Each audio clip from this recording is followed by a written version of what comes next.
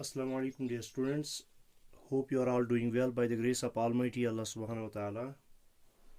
Today we are going to start lesson number 6 of your geography book. This lesson is based on water. Here we have to read about different things related with the water.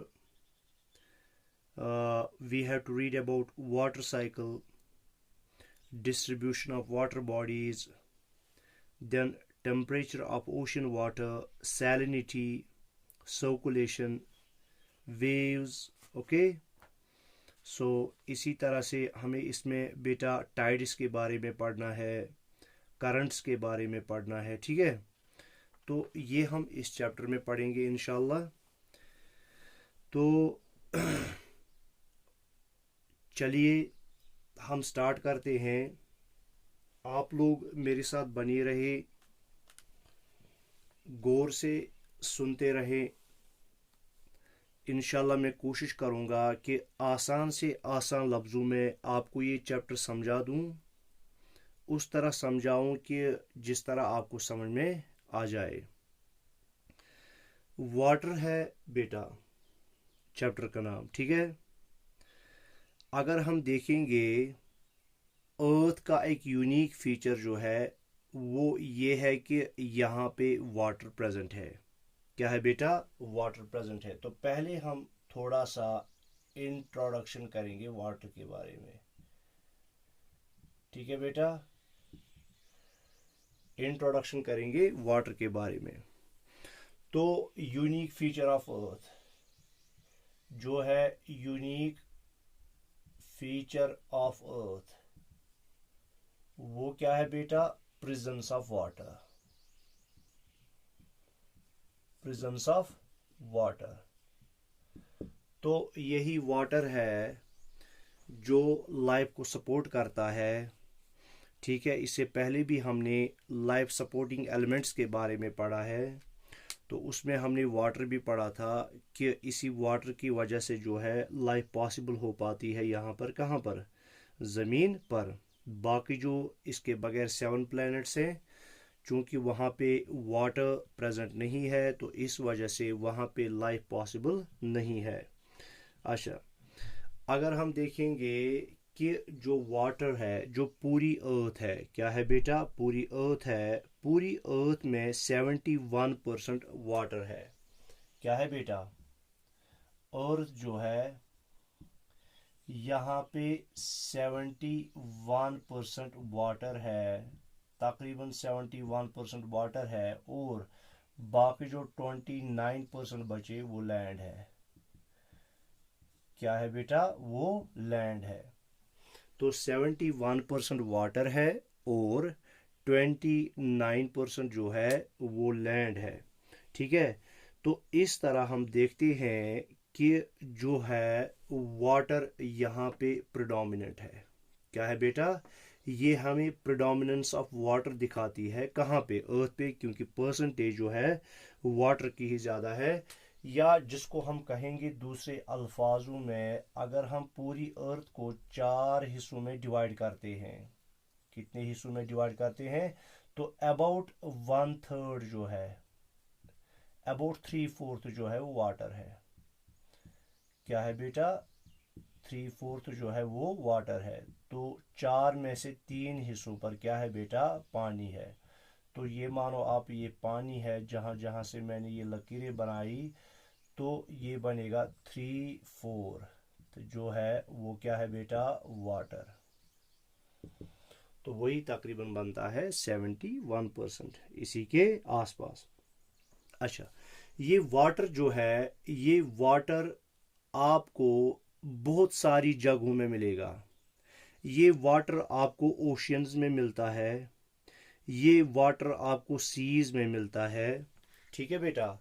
तो मैं यहाँ पे लिखूँगा ये, ताकि आपको जो है साथ साथ जो है ये समझ में आ जाए, ठीक है। तो वाटर जो है ये प्रेजेंट कहाँ कहाँ पे है? Where is it found? Where is it found? ये कहाँ कहाँ पे पाया जाता है water, wire it is found. तो मैंने कहा बेटा ये कहाँ पे है, ओशियंस में, सीज में, बेज में, गल्फ्स में, इसी तरह से लेक्स में, रिवर्स में, लेक्स, रिवर्स, स्प्रिंग्स, ठीक है, पॉन्ड्स, ग्लेशियर्स,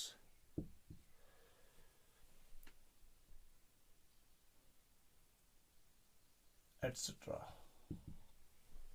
ठीक है बेटा, तो ये वाटर कहाँ कहाँ पे मिलता है आपको, ओशियंस में मिलता है, सीज में मिलता है, बेज में मिलता है, गल्फ्स में मिलता है, लेक्स में मिलता है, रिवर्स में मिलता है, स्प्रिंग्स में मिलता है, पॉन्ड्स में मिलता है, ग्लेशियर्स में मिलता है, और बाकी और बहुत सारी जैसे ब्रूक्स वगैरह होते हैं वहाँ पे आपको मिलता है, ग्लेशियर्स की शक्ल में पानी होता है, या ये होता है as a water vapour present होता है एटमॉस्फेयर में।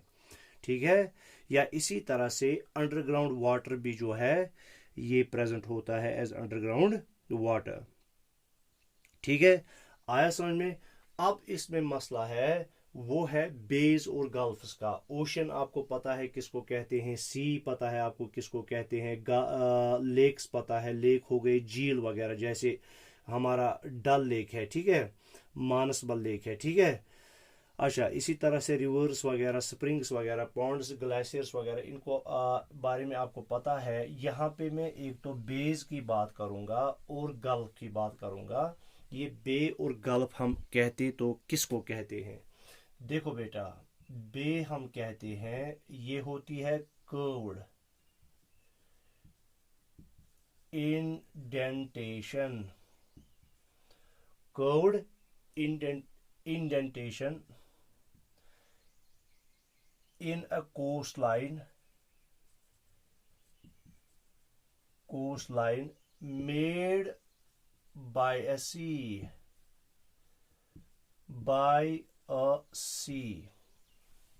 ये curved indentation in a coast line made by a sea, ये होता क्या है, इसका मतलब क्या हो गया, एक समंदर है और इसी समंदर की कोस्ट लाइन पे कहीं पर ऐसा कर्व होता है।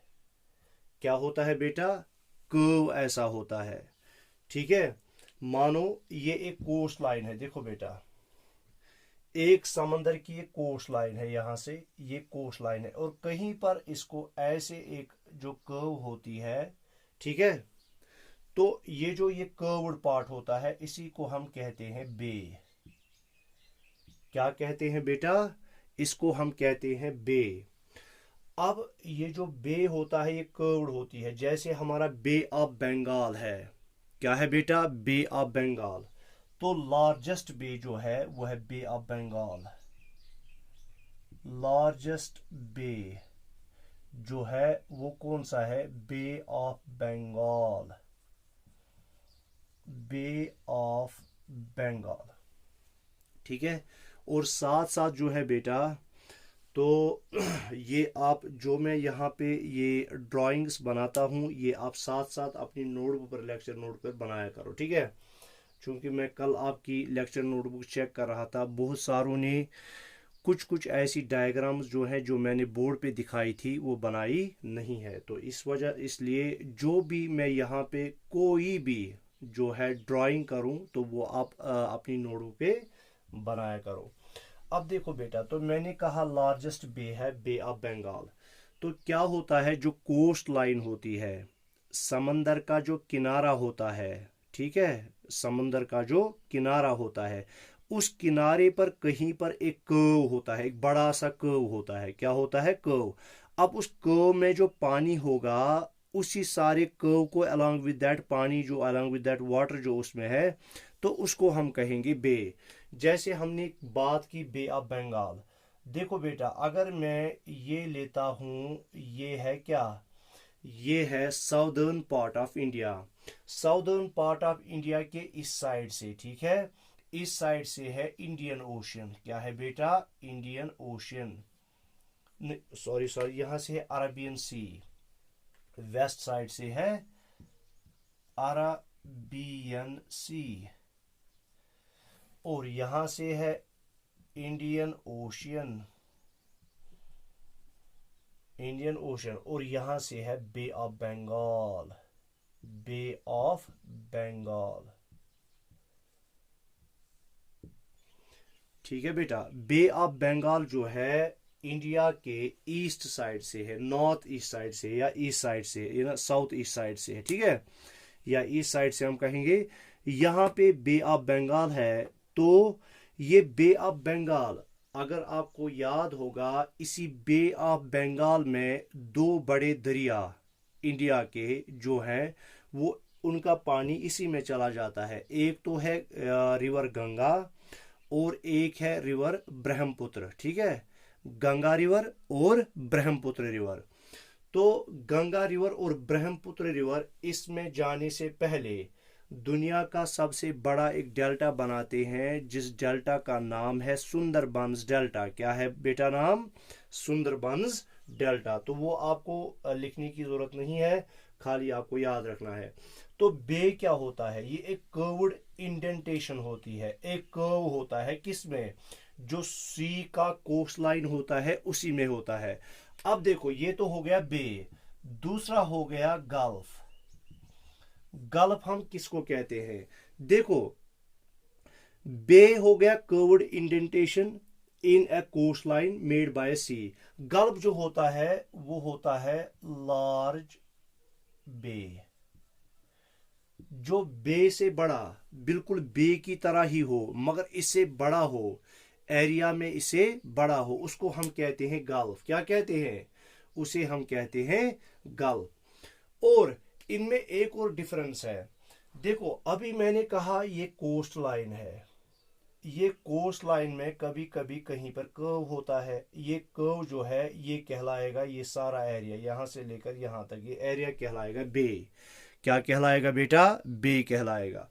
कभी कभी जो ये देखो, यहां से इस बे में जो ओपनिंग है वो बड़ी ओपनिंग है, यहां से लेकर यहां तक ये ओपनिंग है बेटा, है ना? क्या है बेटा? ये ओपनिंग है। अब गल्फ जो है वो बे से बड़ा होता है, मगर उसमें ये जो ओपनिंग होती है, ओपनिंग छोटी होती है। मिसाल के तौर पर अगर ये है, देखो, मैं मानूं ये क्या है,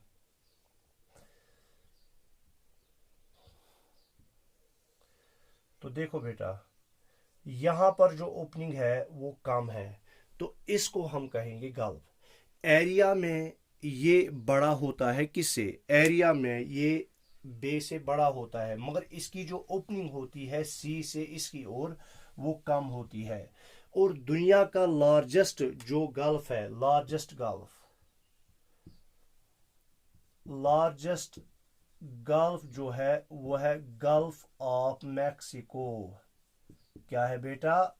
गल्फ ऑफ मैक्सिको। ये दुनिया का सबसे बड़ा गल्फ है। आया समझ में? तो ये था बे और गल्फ में फ़र्क, क्योंकि बीच में ये जो वर्ड्स आए थे, तो मैंने मुनासिब समझा कि आपको इन वर्ड्स के बारे में पता होना चाहिए। अगर सर ने ये लिखा है बे, ये बे क्या होता है और गल्फ क्या होता है। तो इस तरह से जो है हमने कहा, अर्थ का एक यूनिक फीचर है कि यहाँ पे वाटर प्रेजेंट है, यहाँ पे वाटर अवेलेबल है। फिर हमने कहा 71% जो अर्थ है वहाँ पे पानी अवेलेबल है, वाटर अवेलेबल है, और 29% जो है वो लैंड है। तो इसका मतलब हो गया परसेंटेज ज़्यादा है वाटर की। जब परसेंटेज वाटर की ज़्यादा है, इसका मतलब है ये हमें दिखाता है वाटर की प्रेडोमिनेंस अर्थ पे कितनी है। अच्छा, इसी तरह से फिर मैंने कहा कि ये जो वाटर है ये कहाँ कहाँ पे पाया जाता है। ये ओशियंस में पाया जाता है, सीज में पाया जाता है, बेज में, गल्फ्स में, इसी तरह से लेक्स में, रिवर्स में, या पॉन्ड, स्ट्रीम्स, ठीक है, स्प्रिंग्स, बहुत सारी जगहों पे पानी पाया जाता है। तो इसी को ये जो वाटरी पार्ट ऑफ अर्थ है, watery part of earth, part of earth is called, इसको हम कहते हैं, जहां जहां से ये पानी है, इज कॉल्ड हाइड्रोस्फीयर। क्या कहते हैं बेटा इसको? हाइड्रोस्फीयर। हाइड्रो का मतलब हो गया वाटर, क्या हो गया? हाइड्रो का मतलब हो गया वाटर। और जो स्फीयर है, स्फीयर का मतलब हो गया रीजन। क्या हो गया बेटा? रीजन। आया समझ में? तो जिस जमीन के जिस हिस्से पर, जहां पर भी जो है पानी अवेलेबल होगा, उसको हम वाटर कहते हैं। अब ये वाटर कहाँ कहाँ पे अवेलेबल होता है? ये एक तो होता है ओशियंस में, सीज में, रिवर्स में, लेक्स में, बेज, गल्फ्स, स्प्रिंग्स एटसेट्रा। ठीक है, ये हाइड्रोस्फीयर हम देखते हैं, इसका एक्सटेंशन कहाँ कहाँ से है। ठीक है, इसी तरह से दूसरा जो है प्रेजेंट इन ग्लेशियर्स। ठीक है, ग्लेशियर्स। अच्छा, प्रेजेंट इन एटमॉस्फेयर, ये कहाँ पे प्रेजेंट होता है? In atmosphere as vapour, vapour की शक्ल में, या हम कहेंगे एज मॉइस्चर, एज मॉइस्चर। ठीक है बेटा, या एज मॉइस्चर प्रेजेंट होता है, या इसी तरह से अंडरग्राउंड वाटर,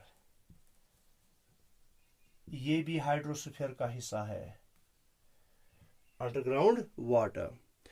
इनमें सबसे ज्यादा मिकदार में पानी जो अवेलेबल है वो है कहाँ पे? ओशियंस में। ठीक है, तो आया समझ में? तो इस वाटरी पार्ट ऑफ अर्थ को हम कहते हैं हाइड्रोस्फीयर। क्या कहते हैं? हाइड्रोस्फीयर। हाइड्रो का मतलब हो गया वाटर एंड स्फीयर का मतलब हो गया रीजन। देखो बेटा, ये जो हमारी अर्थ है, इसको हम 4 रीजन्स में या 4 डोमेन्स में डिवाइड करते हैं। एक हो गया लिथोस्फीयर। लिथोस्फीयर हो गया वो रीजन जहां पे लैंड अवेलेबल है। ठीक है, इसी तरह से है हाइड्रोस्फीयर, तीसरा है एटमॉस्फेयर, और चौथा है बायोस्फीयर। इसके बारे में आपने ऑलरेडी पढ़ा हुआ है। अच्छा, तो जो टोटल अमाउंट ऑफ वाटर है, टोटल अमाउंट ऑफ वाटर अर्थ की सरफेस पर, total amount of water present on earth surface, present on the earth's surface, वो कितना है? ये एस्टिमेटेड, एग्जैक्ट नहीं है, ये एस्टिमेटेड अमाउंट है, अप्रोक्सीमेट अमाउंट है। वो है 1250 मिलियन क्यूबिक किलोमीटर। कितना है बेटा? 1250 मिलियन क्यूबिक किलोमीटर। ठीक है बेटा, इतना वाटर जो है वो अर्थ की सरफेस पर जो है अवेलेबल है। अब इसमें से जो है 97% वाटर जो है present in oceans, present in oceans. ठीक है, 97% जो वाटर है वो प्रेजेंट कहां पे है? वो ओशियंस में प्रेजेंट है। ठीक है, इसी तरह से बेटा जो टोटल अमाउंट ऑफ वाटर है, जो हमने अभी एस्टिमेट कहा तकरीबन है 1250 मिलियन क्यूबिक किलोमीटर, ये हमेशा सेम रहता है, ये फिक्स्ड है, इसमें चेंज नहीं आती है। तो हम कह सकते हैं आज से लाखों और करोड़ों साल पहले जब हम आइस एज की बात करते हैं, किस एज की बात करते हैं? आइस एज की बात करते हैं। तो तब से लेकर आज तक जो वाटर प्रेजेंट है, अवेलेबल है अर्थ की सरफेस पर, वो सेम है, इसमें चेंज नहीं आती है। क्यों? ये वाटर अपनी शक्ल चेंज करता रहता है, अपनी फॉर्म चेंज करता रहता है। कभी ये स्लीट की शक्ल में, कभी रेन की शक्ल में, कभी स्नो की शक्ल में, कभी आइस की शक्ल में, कभी अंडरग्राउंड, कभी ऑन द सरफेस, कभी इन द एटमॉस्फेयर। ठीक है, तो इस तरह से अपनी फॉर्म तो ये चेंज करता रहता है, मगर इसका अमाउंट जो है, अमाउंट इसका फिक्स्ड है, अमाउंट इसका फिक्स्ड है। तो हम कहेंगे water present on earth is fixed. ये फिक्स्ड है। क्या है बेटा? फिक्स्ड है। ठीक है, तो हम कहेंगे एंड अप्रोक्सीमेटली सेम, और ये अप्रोक्सीमेटली सेम है किस वाटर के सेम है? ये उस वाटर के जो आइस एज के दौरान प्रेजेंट था। अब देखो बेटा, इसी तरह से जो ये वाटर है, इसमें एक बहुत बड़ी कैपेसिटी है हीट को एब्जॉर्ब करने की। इस तरह से हम देखते हैं जो ये वाटर की सर्कुलेशन है, वाटर की सर्कुलेशन, ये वाटर सर्कुलेशन क्या है?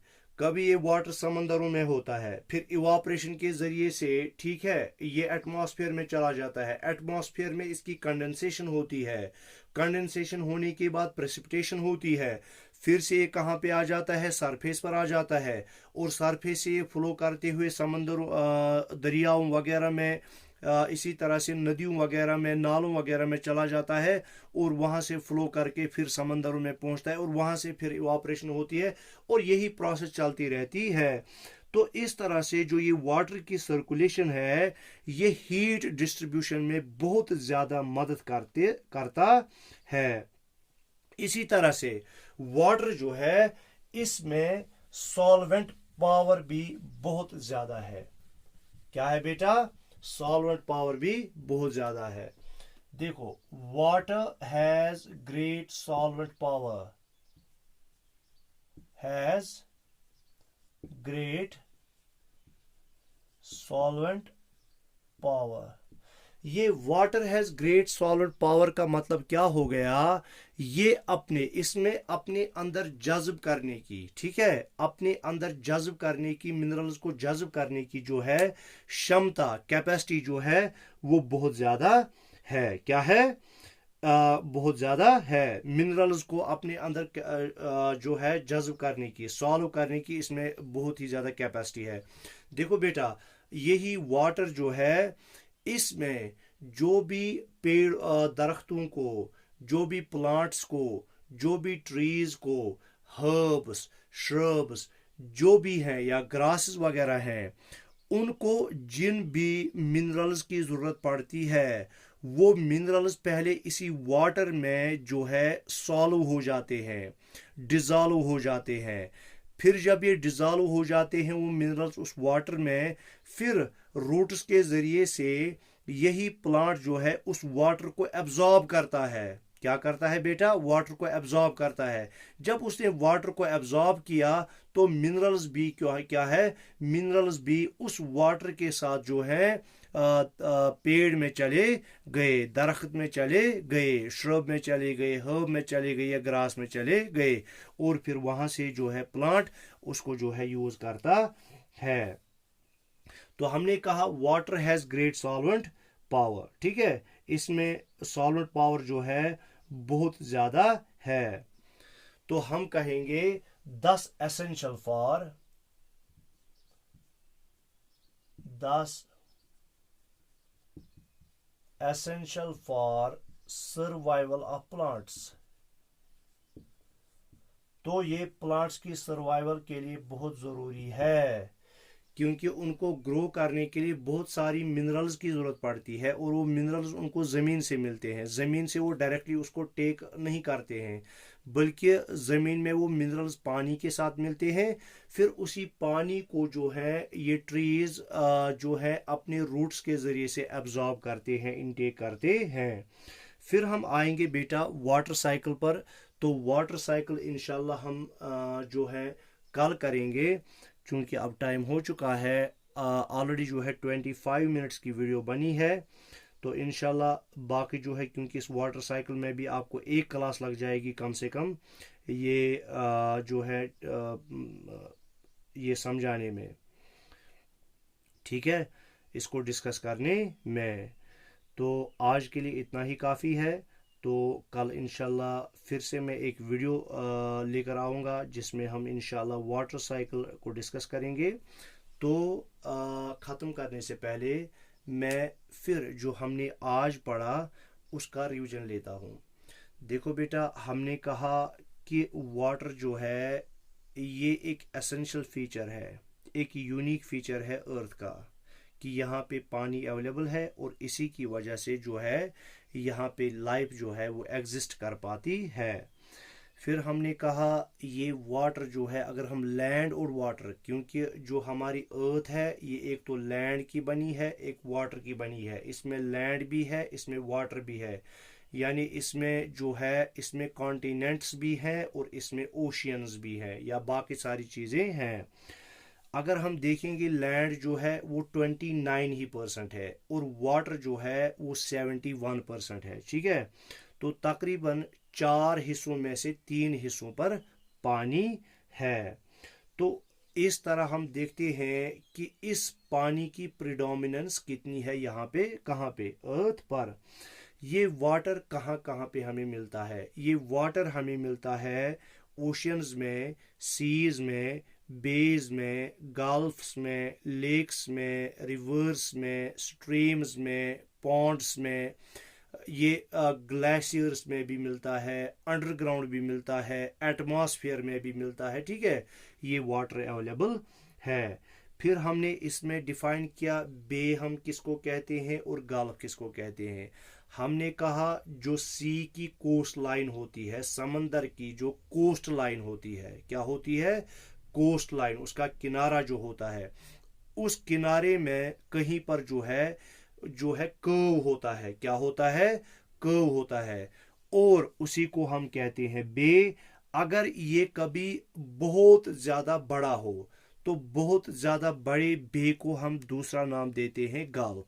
फिर हमने कहा दुनिया का सबसे बड़ा बे जो है वो बे ऑफ बंगाल है। क्या है बेटा? बे ऑफ बंगाल। और दुनिया का सबसे बड़ा गल्फ जो है वो है गल्फ ऑफ मैक्सिको। क्या है? Gulf of Mexico.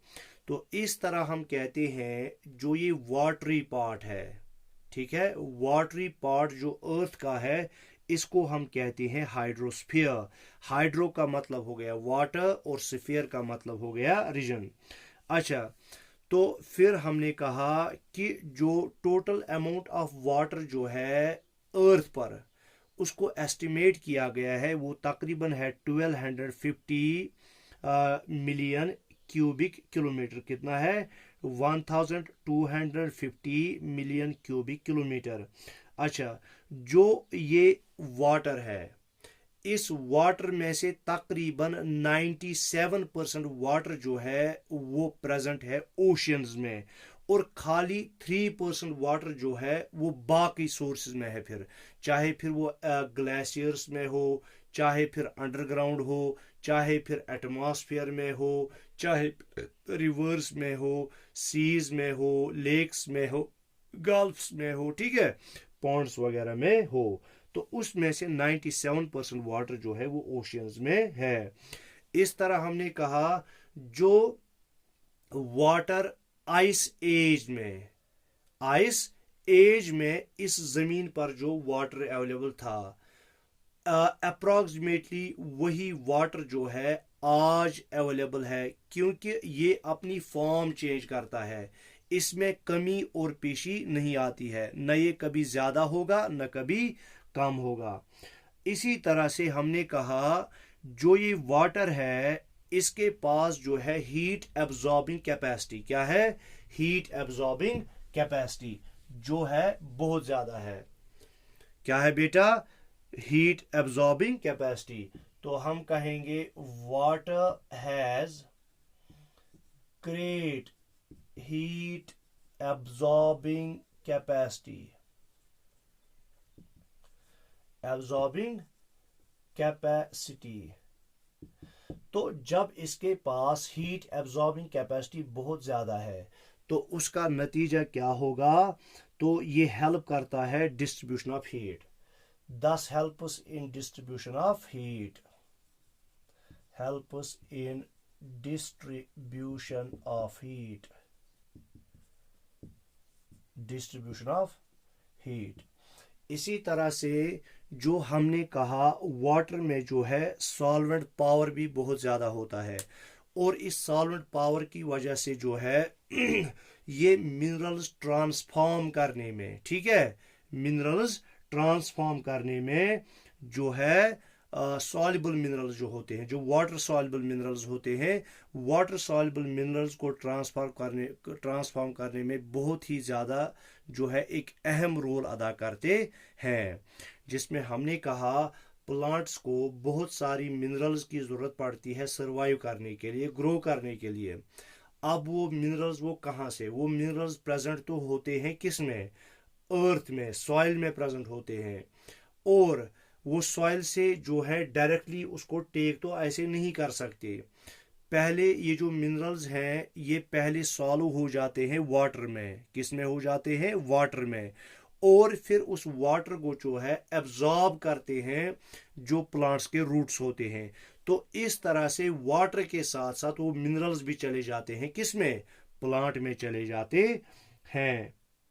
तो इस तरह से हमने कहा ये जो वाटर है ये एसेंशियल है, क्या है बेटा, एसेंशियल है, किसके लिए, प्लांट्स के लिए भी एसेंशियल है, एनिमल्स के लिए भी एसेंशियल है, और ह्यूमन बीइंग्स के लिए भी एसेंशियल है। Essential for the survival of